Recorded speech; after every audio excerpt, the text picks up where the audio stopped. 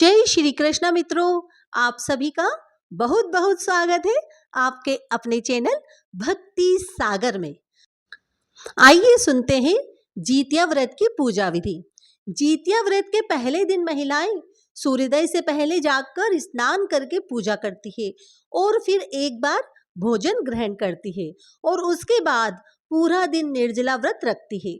इसके बाद दूसरे दिन सुबह सवेरे स्नान के बाद महिलाएं पूजा पाठ करती है और फिर पूरा दिन निर्जला व्रत रखती है। व्रत के तीसरे दिन महिलाएं पारण करती है। सूर्य को अर्घ्य देने के बाद ही महिलाएं अन्न ग्रहण कर सकती है। मुख्य रूप से पर्व के तीसरे दिन झोर, भात, मरुआ की रोटी और नोनी का साग खाया जाता है।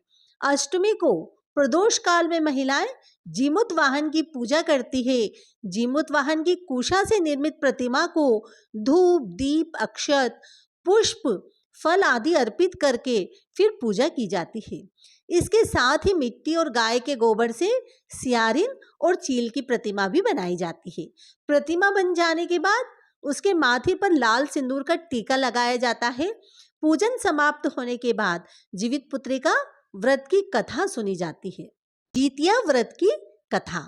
पौराणिक कथा के अनुसार एक बार एक गरुड़ और एक मादा लोमड़ी नर्मदा के पास एक जंगल में रहते थे। दोनों ने कुछ महिलाओं को पूजा करते और उपवास करते देखा और खुद भी इस व्रत को करने की कामना की। उनके उपवास के दौरान लोमड़ी भूख के कारण बेहोश हो गई और उसने चुपके से भोजन कर लिया। दूसरी ओर चील ने पूरे समर्पण के साथ व्रत का पालन किया और उसे पूरा किया। परिणाम स्वरूप लोमड़ी से पैदा हुए बच्चे जन्म के कुछ दिन बाद ही खत्म हो गए और चील की संतान लंबी आयु के लिए धन्य हो गई। इस कथा के अनुसार जीमूत वाहन गंधर्व के बुद्धिमान राजा थे। जीमूत वाहन शासक बनने से संतुष्ट नहीं थे और परिणाम स्वरूप उन्होंने अपने भाइयों को अपने राज्य की सभी जिम्मेदारियां दी और अपने पिता की सेवा के लिए जंगल में चले गए। एक दिन जंगल में भटकते हुए उन्हें एक बुढ़िया विलाप करती हुई मिली। उन्होंने बुढ़िया से रोने का कारण पूछा। इस पर उसने बताया कि वह सांप के परिवार की है, अर्थात नागवंशी है और उसका एक ही बेटा है। एक शपथ के रूप में हर दिन एक सांप पक्षीराज गरुड़ को चढ़ाया जाता है और उस दिन उसके बेटे का नंबर था। उसकी समस्या सुनने के बाद जीमूत वाहन ने उन्हें आश्वासन दिया कि वह उनके बेटे को जीवित वापस लेकर आएगा। तब वह खुद गरुड़ का चारा बनने का विचार कर चट्टान पर लेट जाते हैं। तब गरुड़ आता है और अपनी अंगुलियों से लाल कपड़े से ढके हुए जीमूत वाहन को पकड़कर चट्टान पर चढ़ जाता है। उसे हैरानी होती है, जिसे उसने पकड़ा है वह कोई प्रतिक्रिया क्यों नहीं दे रहा है। तब वह जीमूत वाहन से उनके बारे में पूछता है।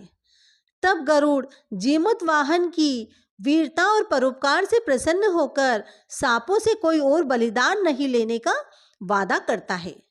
मान्यता है कि तभी से संतान की लंबी उम्र और कल्याण के लिए जीतिया व्रत मनाया जाता है। जीतिया व्रत की कथा महाभारत काल की घटना से जुड़ी हुई है।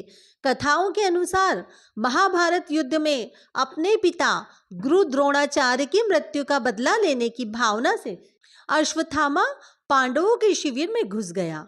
शिविर के अंदर 5 लोगों को सोया पाया। अश्वत्थामा ने उन्हें पांडव समझकर मार दिया, परंतु वे द्रौपदी की 5 संतानें मारी गई। उसके उपरांत अर्जुन ने अश्वत्थामा को बंदी बनाकर उसकी दिव्य मणि उसके माथे से निकाल ली। अश्वत्थामा ने फिर से बदला लेने के लिए अभिमन्यु की पत्नी उत्तरा के गर्भ में पल रहे बच्चे को मारने का प्रयास किया और उसने ब्रह्मास्त्र से उत्तरा के गर्भ को नष्ट कर दिया। तब भगवान श्री कृष्ण ने उत्तरा की अजन्मी संतान को फिर से जीवित कर दिया। गर्भ में मरने के बाद जीवित होने के कारण उस बच्चे को जीवित पुत्रिका के नाम से भी जाना जाता है। तब उस समय से ही संतान की लंबी आयु के लिए जितिया का व्रत रखा जाता है। तो जितिया व्रत की कथा पूर्ण हुई। कथा सुनने के लिए धन्यवाद।